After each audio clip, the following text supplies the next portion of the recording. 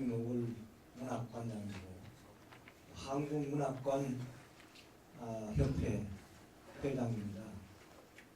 오늘 이 양평에서 한국예술위원회와 한국문학관협회가 공동 주최하고 또 황순원 문학관과 다나문학박물관이 공동 주관하는 오늘 행사가 양평에서 열리게 된 것을 대단히 기쁘게 생각을 합니다. 그리고 이 자리를 대해 주신 양평 문화원과 그리고 또 부군수님도 잠깐 다녀갔습니다만은 이부영 부군수님과 여기에서 많은 분들이 참석해 주셔서 이 문학카페 유랑극장을 후원해 주신 데 대해서 대단히 감사하게 생각합니다. 원래 이 유랑극장은 한국의 어떤 그 대중과 또 문학이 예술이 함께 호흡하기 위해서 만들어진 이 행사인데, 그래서 우리 대중을 끌어들이는 가장 중요한 행사로서 이루어졌던 겁니다. 그래서 이번 제1회 행사는 원주에 있는 박경리 문학관에서 제1회가 시작됐고, 제2회는 서울의 그 문학의 집 서울에서 개최가 되었습니다. 이번에 제3회가 양평에서 열리게 되었습니다. 이 양평은 황순원 선생님께서 아주 사랑을 하시던 곳이기 때문에 문학의 고향입니다. 여기에서 새로운 문학의 바람이 일어날 걸로 이 행사를 통해서 일어날 걸로 생각을 합니다. 특히 이 관장이신 황순원 문학관 관장이신 안녕 관장님과 자나문학관 관장이신 김용만 관장님께 더욱더 감사를 드리고요. 황순원 문학관이 이번에 한국 모범문학관으로 선정이 되었습니다. 이것도 양평의 큰 영광이라고 생각을 합니다. 앞으로 여러분들께서 많이 지원을 해주시고 이 행사가 처음부터 끝까지 성황리 되도록 잘 기쁜 마음으로 즐겁게 또 재미있게 들어주시길 바랍니다. 오늘 발표를 하시는 문태준 시인과 정윤수 문학평론가 말씀은 여러분들에게 큰 감명을 줄 것입니다. 대단히 감사합니다.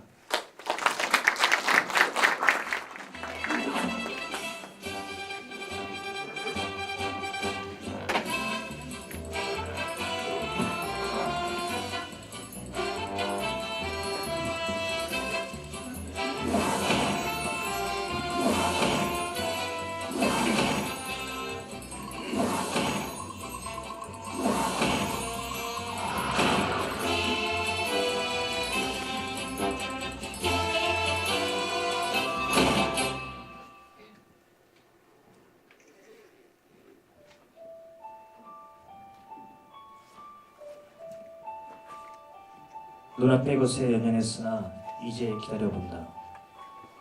대올려오는 것을, 귀와 눈과 가슴께로 미동처럼 오는 것을, 그것을 내가 세계로 나아가는 혹은 세계가 나에게 와닿는 초입이라 부를 수 있을까? 생활은 눈보라처럼 격렬하게 내게 불어닥쳤으나 시의 악함을 빌려 그나마 숨통을 열어온 게 아닌가 싶다. 그 빛의 일부를 갖고 싶다. 새로운 시집을 내니 난의 새 촉이 난 듯하다. 바야흐로 새싹이 돋아나오는 때이다. 움트는 언어여, 오늘 나의 영혼이 간절히 생각하는 먼 곳이여.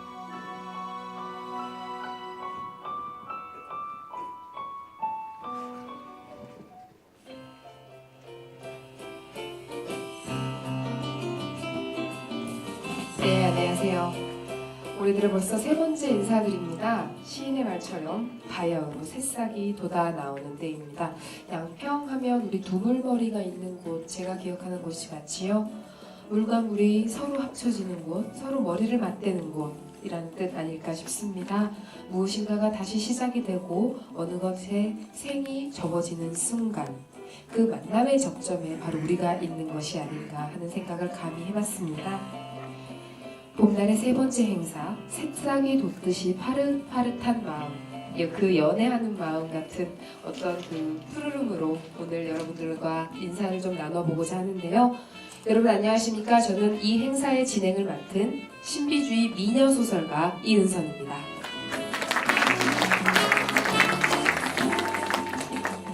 여러분 박수가 지금 앉아 계신 분들이 대략 한 3,000분 정도 앉아 계시는데 3,000명이 치는 박수치곤 약간 작다는 생각이 듭니다. 여러분 안녕하십니까? 신비주의 미녀소설가 이은선입니다.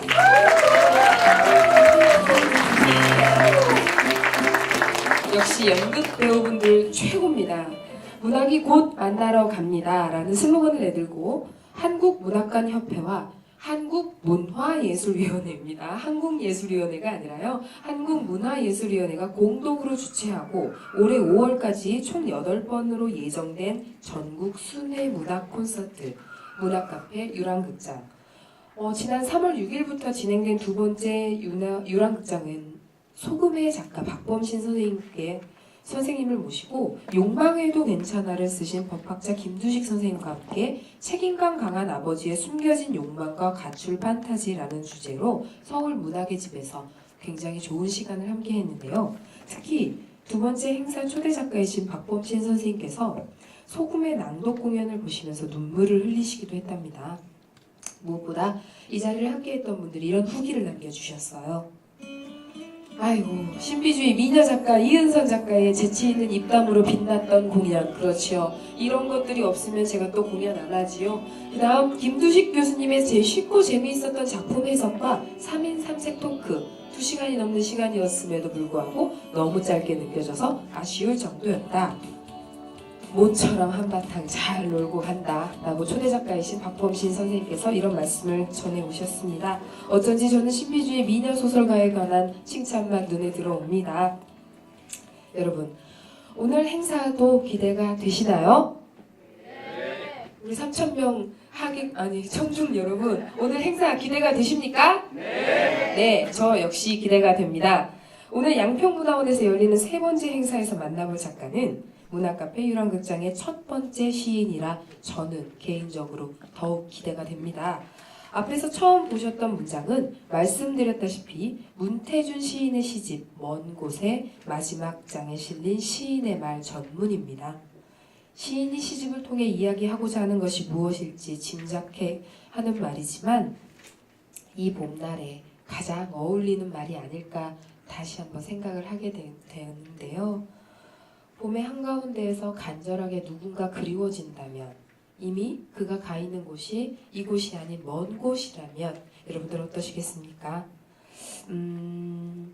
봄의 한가운데에서 간절하게 그리워지는 먼 곳 같은 시인 아마도 오늘 초대 시인을 만나고 나면 여러분 가슴마다 여러분마다의 먼 곳이 생겨나 있지 않을까 하는 생각이 듭니다. 스마트폰, 태블릿 PC 등 다양한 스마트 기기들이 사용이 늘어나면서 일명 디지털 치매 현상이 일어나고 있습니다. 여러분들 가까운 지인들 전화번호 외우시나요? 혹시 집 전화가 생각이 안 났다 하시는 분들 많으시지요?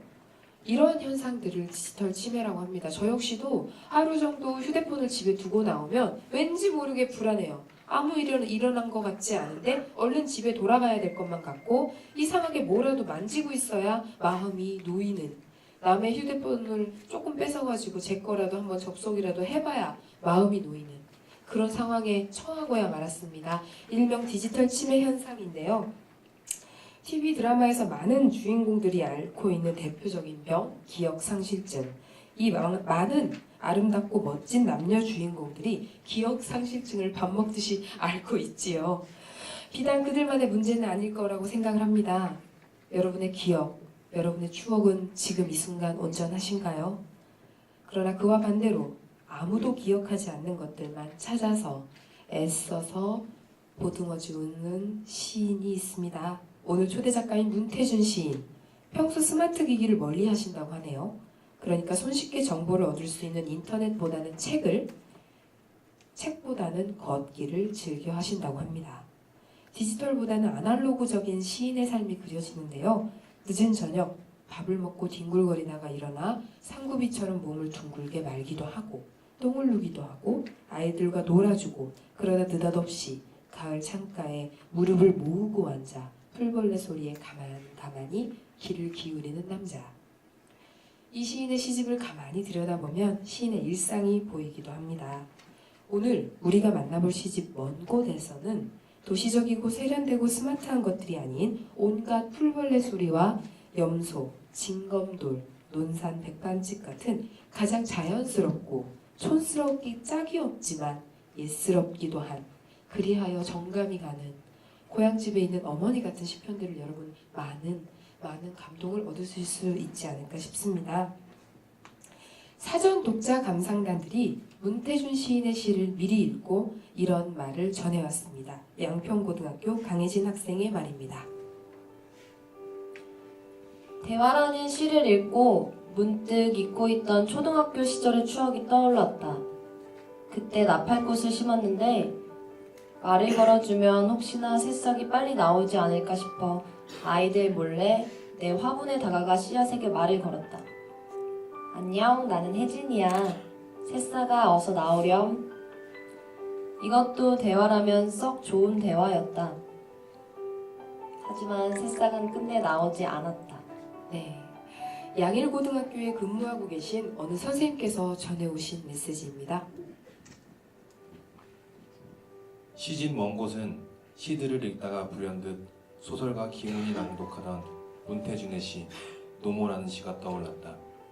내가 생각하기에 여자에게 엄마는 나이가 들수록 친구가 되고 남자에게 엄마는 나이가 들수록 연인이 되는 것 같다.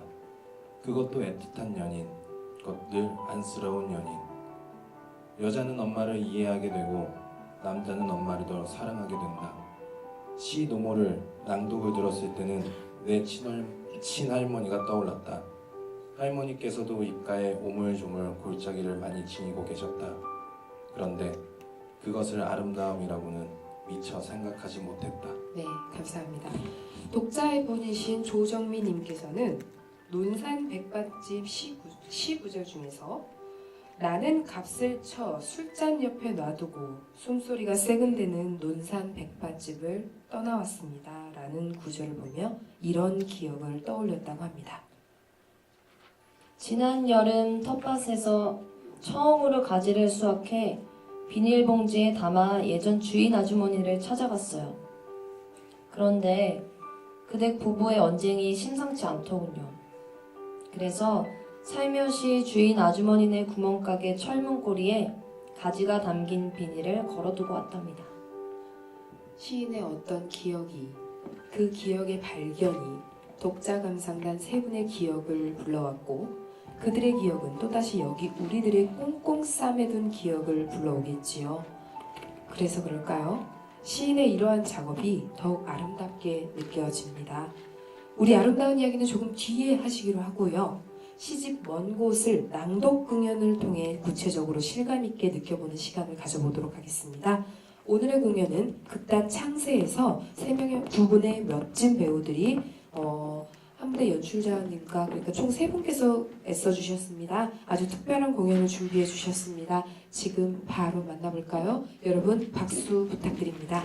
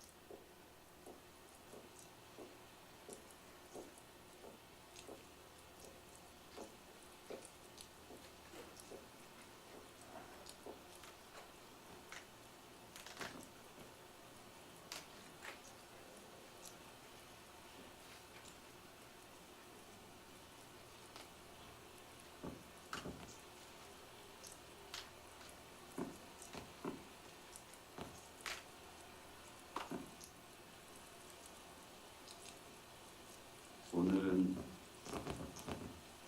이별의 말이 공중에 꽉 차 있다. 나는 이별의 말을 한 움큼 한 움큼 호흡한다. 먼 곳이 생겨난다. 나를 조금 조금 밀어내며 먼 곳이 생겨난다.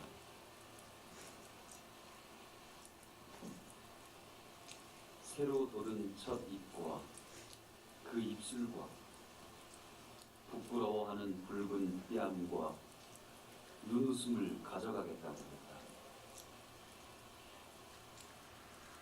대기는 살얼음판 같은 가슴을 세워 들고 내 앞을 지나간다. 나목은 다 벗고 다 벗고 바위는 돌 그림자의 먹빛을 거늘고 갈데 없는 벤치는 종일 누구도 앉힌 적이 없는 몸으로 한 곳에 앉아 있다. 손은 떨리고 눈 언저리는 젖고 말문은 막혔다.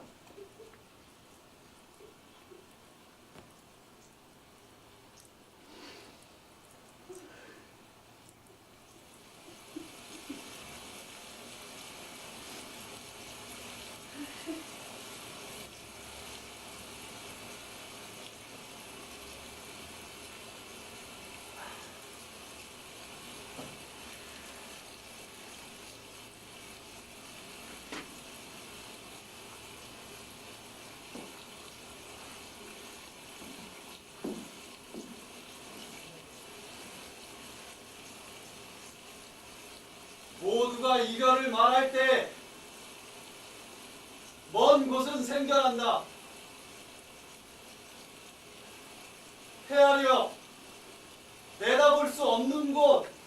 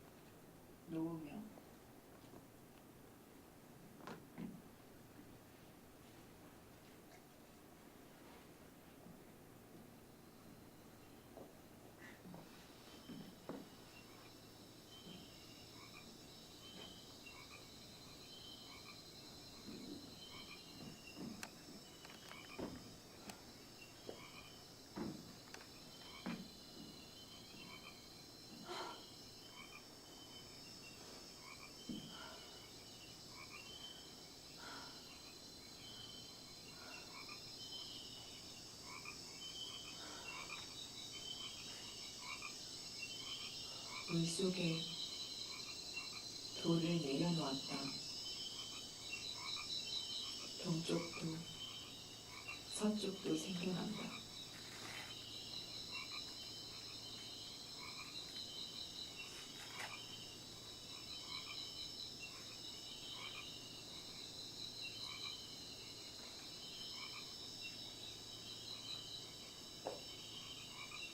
돌을 하나 더 내려놓았다. 옆이 생겨난다. 옆에 아직은 없는 옆이 생겨난다.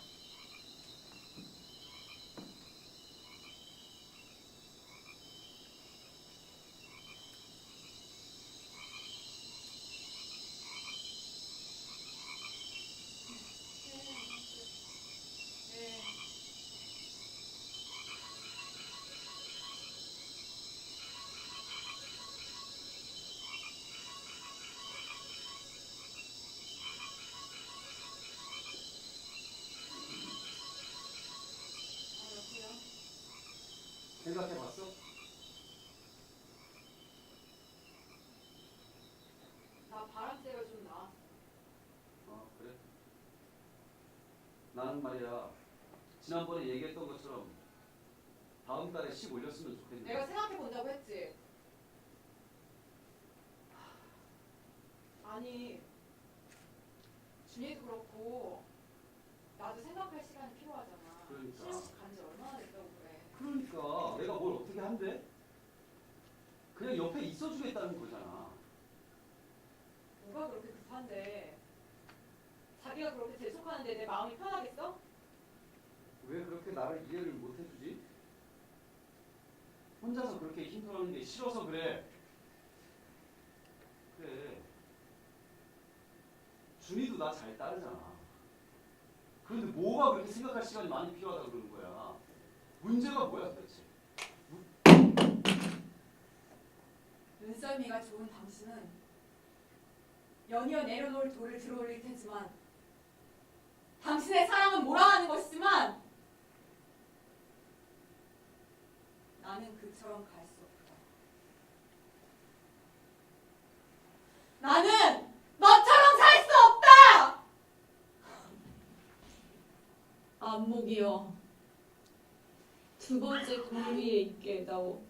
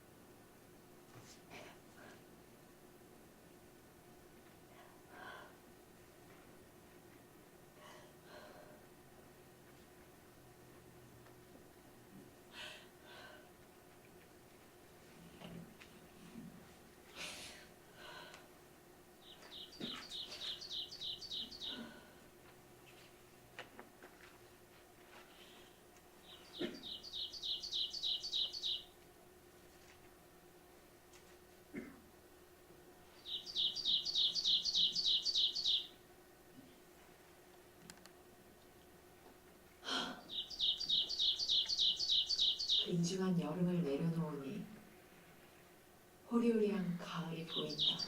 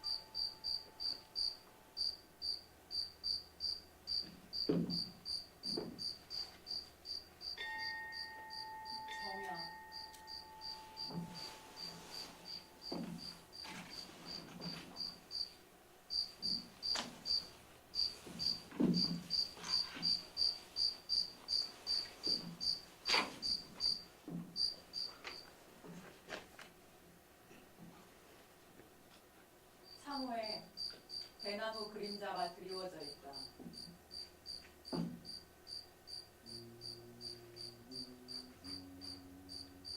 나는 바람에 떨리는 너의 잎사귀를 읽는다.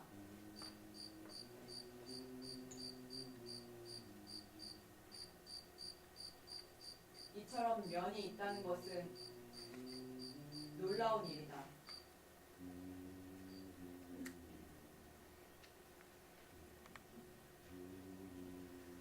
더 오래 곁에 있으니 우묵하거나 불룩하다.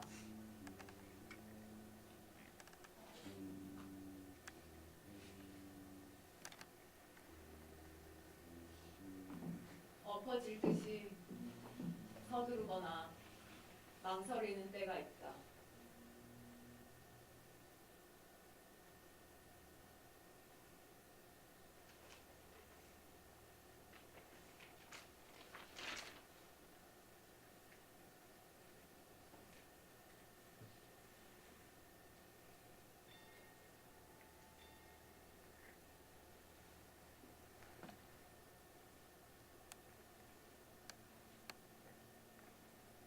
들추는데 냄새, 소리,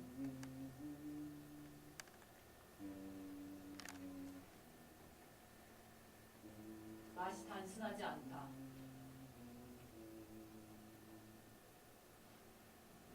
이리저리 위로 아래로 흔들리지만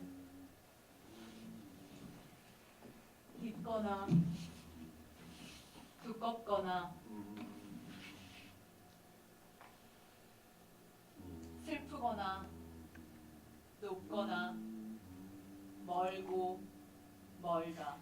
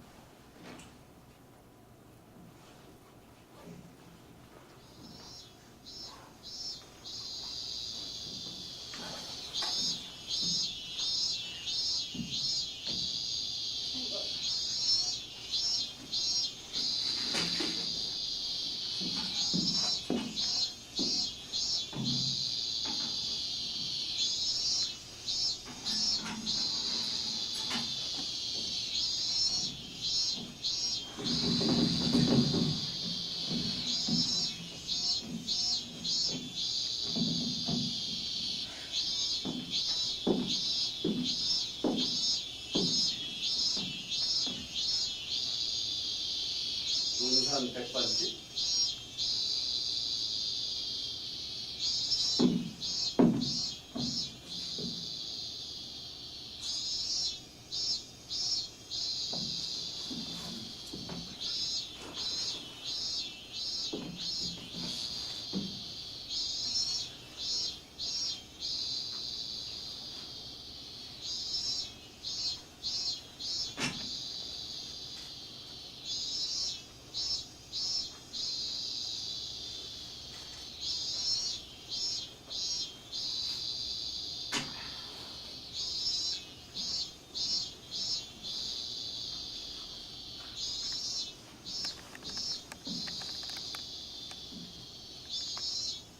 논산 백반집 여주인이 졸고 있었습니다.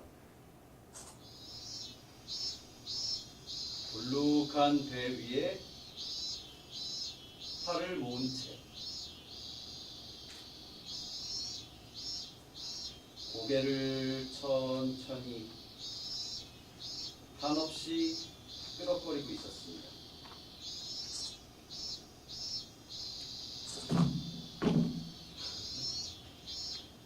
깜짝 놀라며 왼팔을 긁고 있었습니다.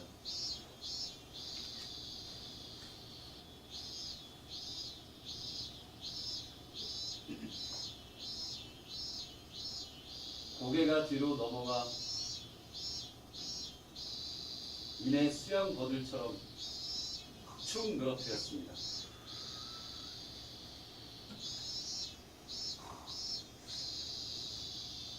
나긋나긋하게 흔들렸습니다.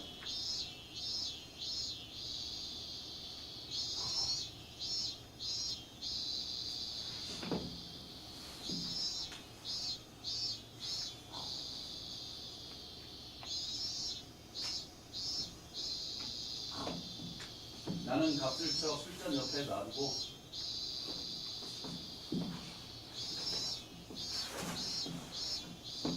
숨소리가 세근대는 논산 백반집을 떠나왔습니다.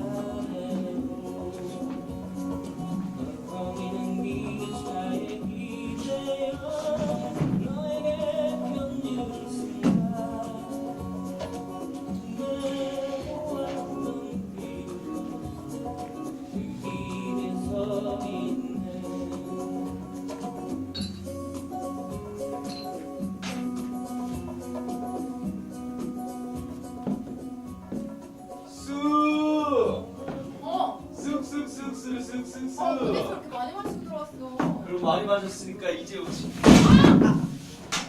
괜찮아? 그럼 괜찮지. 뭐야, 또 개부장? 개부장이라니. 개부장 나의 맛있구만. 호흡표. 부장님한테 개부장이 뭐니? 어? 야, 너 오늘 뭐 결혼식 갔다 왔냐? 아니, 왜 괜찮아? 너 지금 뭐 연애? 내가 연예인은 무슨 안 어울리는데. 술 마실 수 있겠어? 그럼. 자.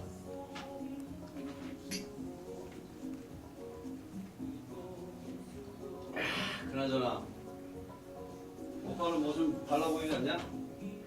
왜 뭐가? 애인 생겼어. 애인이라니. 애인 그딴 건 개나 줘버려. 나는 말이야 작년에 비해서 올해 뭔가가 좀 달라졌어. 말로는 설명할 수 없지만 그런 거. 뭐가 달라졌는데? 뭐랄까 마음이 좀 물렁물렁해지고 흐릿흐릿해지면서 모든 걸 다 통달한 것 같은 뭐 그런. 아, 좀 살이 좀 물렁물렁해진 것 같다. 살이 좀 쪘네. 내가 그런 거지. 내가 뭘 하겠냐. 내가 옛날에는 우리 부장님한테 혼나고 그러면 막 짜증내고 화내고 막 내가 그랬었잖아.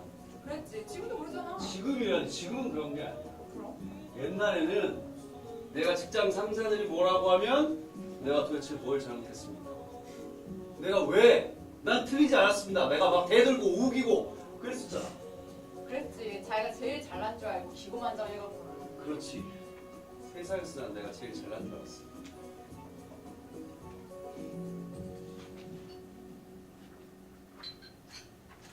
그런데 그게 아니더라. 아, 너 혹시 새벽에 남산 올라가 본 적 있냐? 새벽에 거길 왜 가? 내가 얼마 전에 새벽 4시인가 5시인가 아마 그쯤 됐을 거야. 내가 남산을 막 올라갔거든. 술 마시고? 그럼 술 마시고 올라가지. 내가 미쳤냐? 왜 괜히 막 올라가게? 그런데 새벽에도 사람이 많더라고. 이렇게 술 마시는 사람도 있고, 운동하러 오는 사람도 있고, 사랑하러 오는 사람도 있더라고. 막 시끄러웠는데 나는 뭔가 이상했어.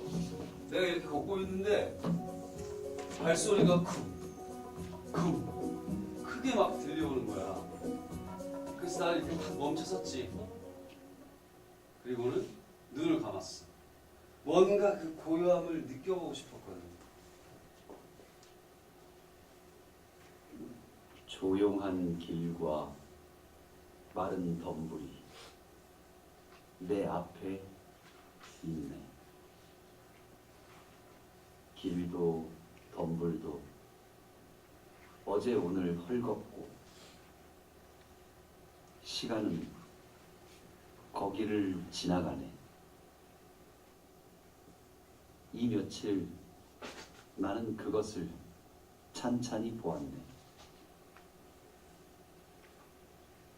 나라고 불렀던 어떤 무리는 점점 줄어들고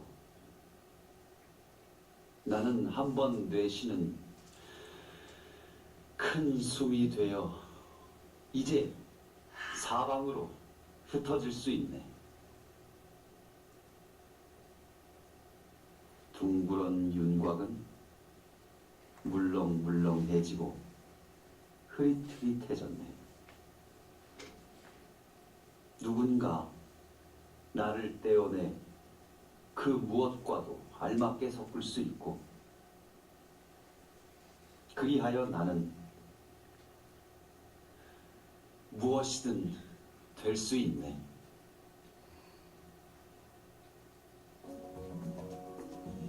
근데 술 취해갖고 쇼를 했구만. 혼자서 남산에서. 네가 그러니까 애인이 없는 거야. 거기서 애인 얘기가 왜 나와? 내가 어때서? 너?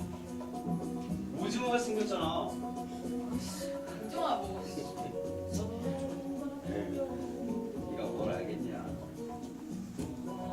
나는 그때 말이야 뭔가 희한한 걸 느꼈던 것 같아. 가슴이 뭔가 막 시원해지면서 막 몸이 가벼워지는 것 같고 그리고 뭔가 막 날아갈 것 같으면서 술 취해서 그러지. 그런가?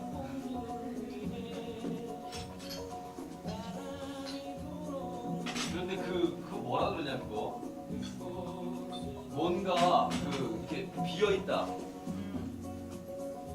뭔가 비었다? 공복. 공복은 얼마? 네 배가 빈 게 공복이고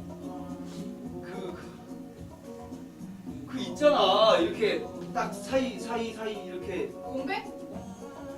그렇지 공백. 공백.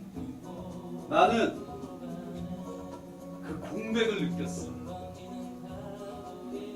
이제는 난 뭐든지 다 될 수 있을 것 같고 우리 부장님이 너무 사랑스러워. 너무 행복해.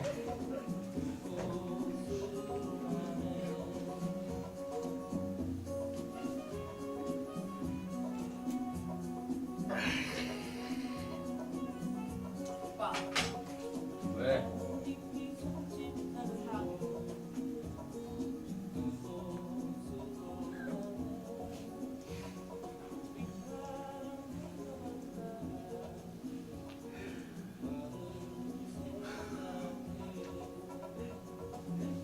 나도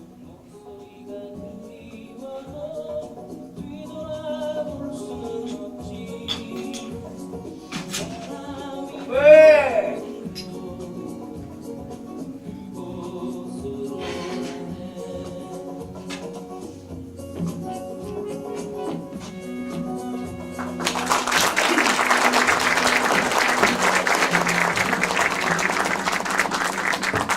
시가 우리가 읽고 외우고 낭송하는 것 이외에 시가 극이라는 옷을 입었습니다. 문태준 시인의 시집에 있는 절편의 절창의 시들을 가져다가 하나의 스토리라인이 이어지게끔 만들었는데요. 보시는 분들 재미있으셨나요? 네. 그럼 우리 오늘 공연으로 더욱 궁금해진 시인, 먼 곳의 문태준 시인님을 이 자리에 모실 차례인데요. 우선 공식 프로필을 좀 잠시 살펴보시겠습니다. 1970년 경북 김천에서 태어나 김천 성의중, 김천고 고려대 국문과를 졸업하셨으며 1994년 문희중앙 신인문학상으로 등단을 하셨습니다. 2004년, 2005년, 2006년 이 세 해 동안 동서문학상, 노장문학상, 유신문학상, 미담문학상, 소월시 문학상 등 국내에 있는 유수한 문학상을 모두 휩쓰셨으며 시집으로는 다재미, 맨발, 먼 곳 등이 있습니다. 한국 서정시의 계보를 잇는 시인이라는 평가를 받고 있으며 현재 시힘의 동인이십니다. 그리고 또 현재 불교방송 PD로 일을 하고 계시다고 합니다. 안녕하세요. 오늘 어떠셨나요? 낭독 공연 지켜보신 소감을 좀 한 말씀 부탁드리겠습니다. 너무 좋았고요. 황위재 배우시였던 것 같은데 예. 그분께서 처음에 그 먼 곳이라는 시를 예. 이렇게 보여주셨을 때 그때 시를 쓸 당시의 느낌으로 확 돌아갔던 것 같아요. 너무 잘 표현해 주셔서 눈물이 살짝 비친 것 같아요. 저도요. 예. 그리고 여기 시를 낭독해 준 남자분 음성 같은데 시를 굉장히 낭독을 잘 하시네요. 그 음향에서 나는 보이스가 굉장히 좋으신데 엄향이 아니라 음향입니다. 제가 예전에 그 새벽에 이렇게 작업하거나 그럴 때 가끔 그 김남주 선생께서 이제 생전에 당신의 시를 육성으로 낭독하시던 그런 음반을 가끔씩 듣곤 했었는데 그 생각이 얼핏 들었어요. 얼핏 들었는데 제 시를 굉장히 잘 낭독해 주셔서 고맙다는 말씀을 드리고 싶습니다. 저도 네. 그렇게 좀 멋진 목소리를 좀 가지고 강단이 있고 있어 보이고 깡마른 체구의 목소리 같지만 강단이 있는 그런 목소리였어요. 굉장히 좋았습니다. 어쩐지 문태준 시인님의 시와 그 네. 목소리가 더할 나위 없이 부물머리처럼 어울리지 않았나 싶습니다. 서혜숙님께서 이렇게 꾸벅꾸벅 조시는 연기도 잘 봤습니다. 수양버들이 축축 늘어지듯이 이렇게 조시는 모습도 좋았는데 실제로 제가 전주 가서 본 경험을 쓴 시였는데요. 맞게 이렇게 그 묘사를 잘 해주신 것 같아요. 제가 직접 보면서 시의 구절을 처음으로 이렇게 쓰기 시작했었는데 계속 지켜보면서 막걸리를 혼자 마시면서 이렇게 썼던 시였거든요. 그 당시로 다시 들어갔다 나온 것 같은 그런 느낌을 받았습니다. 잘 봤습니다. 예, 감사합니다. 화제를 좀 전환하는 질문을 네. 드리겠습니다. 현재 불교 방송국의 PD로 재직을 하고 계시다고 전해 네. 들었습니다. 예. PD와 시인이라 어쩐지 좀 생소한 조합 같은데요. PD였을 때 문태준과 시를 쓰는 문태준이 어떻게 다른지 그리고 또 그 둘의 조합이 어떤 삶에 어떤 시너지 효과를 내는지 좀 한 말씀 부탁드리겠습니다. 방송사에 있으면 굉장히 분주하다라고 많이들 생각하시는데 저는 이제 라디오 프로그램을 제작하다 보니까 그렇게 많이 소란하거나 뭐 그러진 않아요. 비교적 단순한 일과인 것 같고요. 예. 불교 방송이 있기 때문에 아무래도 제 시가 영향을 좀 많이 받고 있는 것 같은 느낌을 받습니다. 경전을 좀 읽거나 아니면 스님들을 뵐 때나 스님들의 이렇게 법문이라든지 뭐 작고하신 열반하신 스님들의 법문이라든지 이런 것을 들으면서 여러 가지 생각을 좀 더 많이 깊게 안 해보던 생각을 좀 하게 된 그런 도움을 많이 받았고요. 뭐 가령 제가 며칠 전에 한 스님께서 말씀하신 가운데 그 우리 마음에 가지고 있는 어떤 물질적인 욕망에 대한 부분 그리고 우리 마음에 이 악이라는 것이 있다고 그래요. 악이라는 것이 있다고 그래서 뭐 물질적 욕망을 마음이 가지고 있다는 것은 뭐 한두 번 들어본 얘기는 아니었는데 마음속에 우리가 가지고 있는 그 가운데 악이라는 게 있다고 말씀하시는 순간에 과연 그런가 이런 생각을 좀 갖게 됐는데 그런 느닷없이 이렇게 그 제가 도련한 질문을 갖게 되는 그런 경험들을 많이 만나고 있는 것이 아닌가. 그래서 그게 불교 방송이 있으면서 제가 도움받고 있는 것이다 이런 생각을 하고 있습니다. 그래서 대학원 박사 논문의 제목도 서정주 씨의 네. 불교적 상상력 연구인가요? 어렵죠. 그 미당 서정주 선생이 이제 굉장히 불교하고 인연이 또 많으셨던 분이고 인연에 관한 거라든지 이런 것들이 이제 시에 많이 포함이 많이 시를 통해서 많이 드러내고 계신 작품들이 많았어요. 자기가 이렇게 재채기를 하는데 누군가가 내 얘기를 어디서 하고 있는 것 그 아닌가 이런 얘기를 쓴 시라든지 예.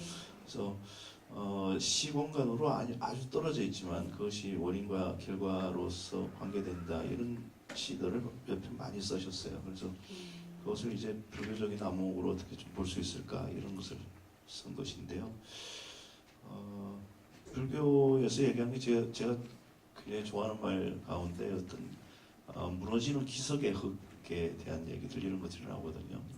매번 이렇게 성주개공이라고 그래서 생겨나서 머무르고 변화하지만 다시 이제 무너지는 것 이것이 우리의 삶이다 현생의 모습이다 이런 얘기들을 또 하는데 그런 끊임없이 변화되는 것에 대한 얘기 무상과 같은 얘기라든지 그런 질문들이 저한테 이제 큰 화두 같은 것으로 문학적인 화두로까지 이제 옮겨가고 있는 것이 아닌가 이런 생각을 갖게 됩니다. 문태준 선생님께서 혹시 개인적으로 기억을 하고 계실런지는 모르겠습니다만 3년 전에 제가 연희문학창작촌에서 질문이 뽑히면 시집을 한 권 준다 그래서 질문을 던진 적이 있었습니다. 그때와 제가 인공적으로 예뻐져서 몰라보실 수도 있었겠지만 선생님 질문 곧바로 들어가겠습니다. 문태준에게 문태준이란? 저도 잘 모르겠어요. 그때도 모르겠다고 그러셨는데 지금도 모르겠다고 하셨습니다. 그때는 질문 좋다고 칭찬도 해주셨었는데 바로 다음 질문 들어가겠습니다. 선생님께서는 소설가 김중혁, 김현수와 함께 중학교 동창이라고 하셨어요. 김천 작가 3인방이라고 자주 불리우고 있습니다. 특히 김현수 작가님은 문태준 시인이 공부를 잘해 판검사가 될 거라 생각했는데 문학을 지망해 놀라웠다라는 말씀을 하신 적이 있습니다. 실제로 고등학교 졸업 직전까지 교과서 외에 책을 읽어보신 적이 없으시다고 그랬어요. 맞나요? 맞아요. 예. 와.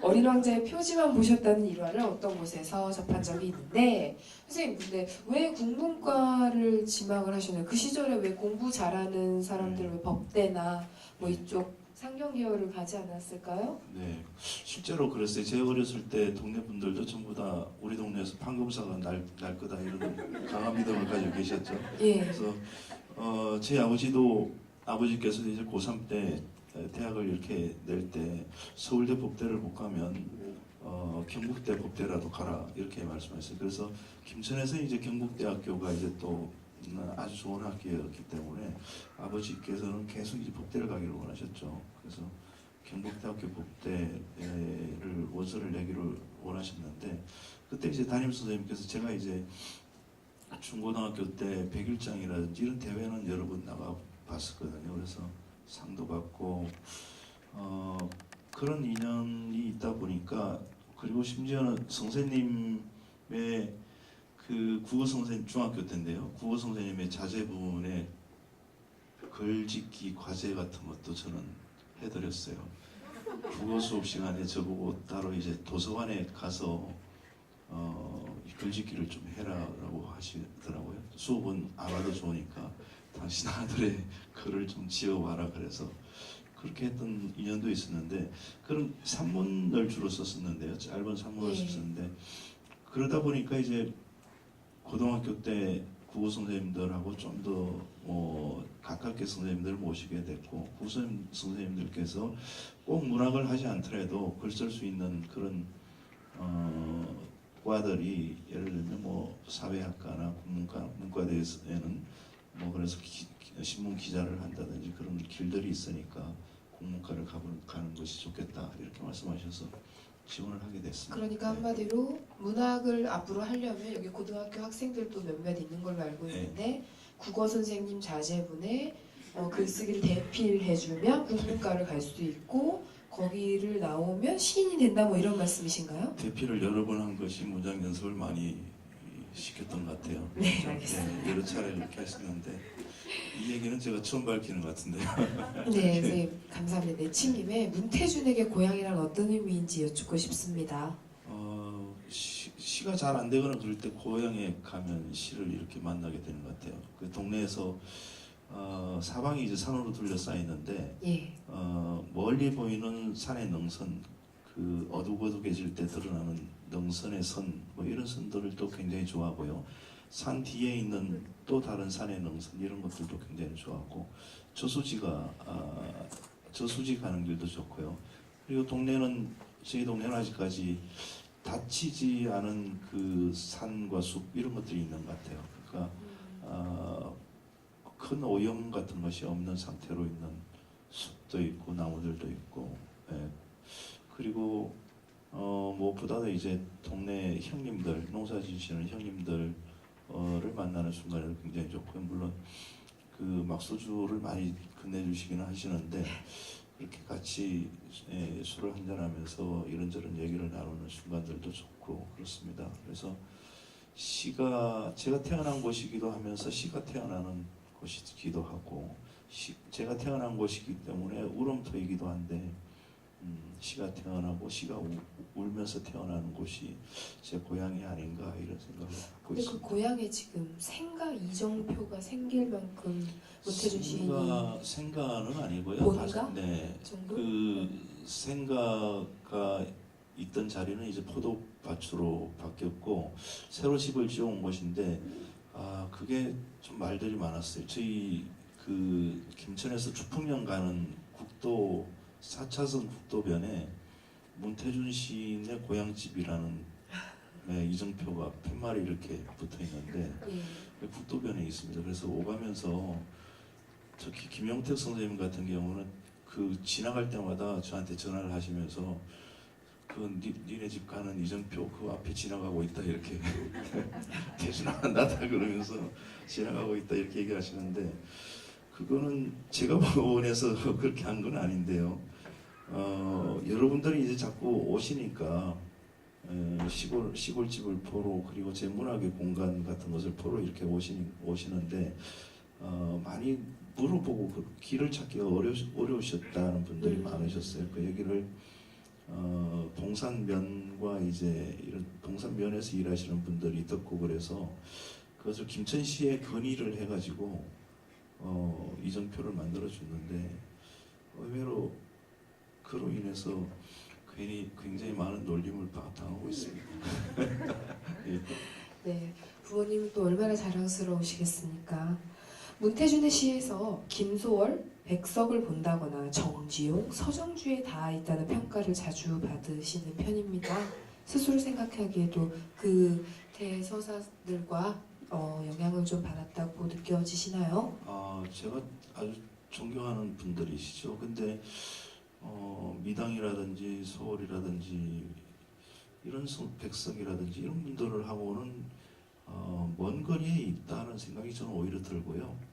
그보다 제가 시를 늘 쓸 때 이렇게 시집을 보는 시집이라면 뭐 백석 씨도 봅니다만 그보다 비교적 좀 가까운 연대에 계셨던 김종삼 시인이라든지 그리고 박용래 시인이라든지 이런 시인들의 시를 우선 읽고 이렇게 시를 쓰기 전에 제 시를 쓰기 전에 이렇게 읽게 되는 경우가 많아요. 특히 또 이곳 양평에서 사셨던 최아림 선생님의 시집 같은 것들도 들춰보게 되는데 여기 오니까 최아림 선생님 생각이 좀 더 나는 것 같아요. 선생님께서 사시던 댁에 몇 차례 들른 적이 있었는데 그때 그 해가 질 무렵이었는데 어둑어둑해지고 그럴 때 마루 거실에 이렇게 앉아 있었는데 선생님께서 완전히 어두워질 때까지 불을 켜지 않고 가만히 좀 앉아 있어 보자 이렇게 말씀하셨던 때의 생각이 납니다. 그래서 선생님 댁에서 어둑어둑해지는 이 거실과 바깥을 이렇게 내다봤던 기억도 나고 잠깐 산보를 했던 그런 기억들도 나서 이 양평 쪽에 오면 최아림 선생님 생각이 유난히 저에게는 많이 나는 것 같습니다. 그 분위기를 잠시 이어가서 혹시 여기에 계신 모든 분들에게 선생님의 시, 문태준 시인의 시 한 편 낭독을 좀 부탁드려도 될까요? 예, 이것은 이제 새로 이 신작 시집이 6번째 시집이 올 겨울 정도에 나올 것 같은데요. 겨울에 아마 실릴 시 가운데 한 편입니다. 조춘이라는 시인데요. 좀 이런 봄이라는 뜻으로 쓴 겁니다. 조춘이라는 시와 망실이라는 시, 뭔가를 잃어버린다라는 뜻인데요. 특히 그 망실이라는 시는 제 어머니께서 작년에 이제 암투병을 하셔서 서울의 큰 병원에 오셔서 항암을 8차례 정도 받으셨었는데, 그때 어머니께서 저한테 들려주셨던 말씀을 모티프로에서 쓴 시였어요. 그 어머니께서 시집 오셔서 봄에 이렇게 풀이 돋고 쑥이 돋고 이렇게 하면 쑥을 캐거나 이렇게 가시잖아요. 밭둑에 가서 이렇게 풀을 캐는데 갑자기 막 우셨다는 거예요. 봄에 볕이 아주 좋은데 눈물이 막 쏟아졌다는 거예요. 저렇게 풀이 해마다 봄이 되면 새 풀이 돋는데 돌아가신 외할아버지 생각이 나셨던 거죠. 네. 어머니의 아버님 생각이 나셔서 밭둑에서 한참을 우셨다 이런 생각이 그런 말씀을 하시더라고요. 그래서 그 말씀을 듣고 쓴 시가 이 망실이라는 시입니다. 조춘이라는 시와 망실이라는 시를 산문시입니다만 짧아서 두 편을 함께 읽어드리겠습니다. 네, 부탁드리겠습니다.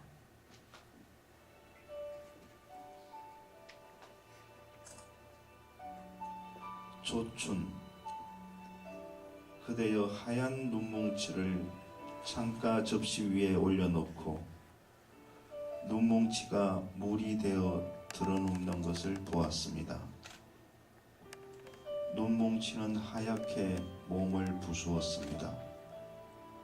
스스로 부수면서 반쯤 허물어진 얼굴을 들어 마지막으로 나를 쳐다보았습니다. 내게 웅얼웅얼 무어라 말을 했으나 풀어져 버렸습니다. 나를 가엾게 바라보던 눈초리도 이내 사라지고 말았습니다. 나는 한 접시 물로 돌아간 그대를 끼안고 울었습니다. 이제 내겐 의지할 곳이 아무데도 없습니다. 눈뭉치이며 물에 유골인 나와도 이제 헤어지려 합니다.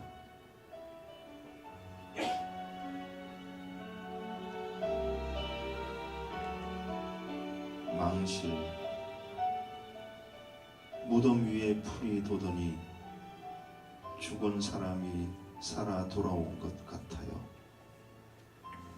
오늘은 무덤가에 제비꽃이 피었어요. 나뭇가지에서는 산새 소리가 서쪽 하늘로 휘우등하게 휘어져 나가요. 양지의 이마가 더욱 빛나요. 내게 당신은 점점 건조해져요. 무덤 위에 풀이 해마다 새로이 돋고 나는 무덤 위에 돋은 당신의 구체적인 몸을 한 바구니 담아가니 이제 이 무덤에는 아마도 당신이 없을 거예요. 박수 부탁드립니다. 시를 그냥 읽을 때랑 시인의 육성으로 들을 때랑은 역시 느낌이 너무 많이 다른 것 같습니다. 선생님, 좋은 시간 마련해 주셔서 너무 감사드리고요. 그런데 이 문태준이라는 시인을 미리 상상해 본 발칙한 친구들이 있습니다. 그는 어떤 사람일까? 마음도 손도 따뜻한 사람. 이 두 편의 시를 읽고 바로 그를 상상을 해보자니 정말로 따뜻한 사람일 것 같고요. 정갈하며 억지스럽지 않고 자연스러운 분. 뭐가 도대체 자연스러운 건지는 모르겠으나 그를 본 순간 정갈하다는 느낌은 정말로 들어맞는 것 같습니다. 작은 섬마을 어떨까요? 작은 섬마을의 맞아요. 선생님 같은 네, 느낌. 네. 예. 산과 들로 여행하기를 좋아하고 좀 4차원일 것 같은? 맞습니까? 4차원은 여행하기 좋아하고 술 좋아하고 그렇죠. 예. 4차원이라기보다는 한 템포 느린이라고 예, 표현해도 예, 될까요? 예, 드립니다. 예.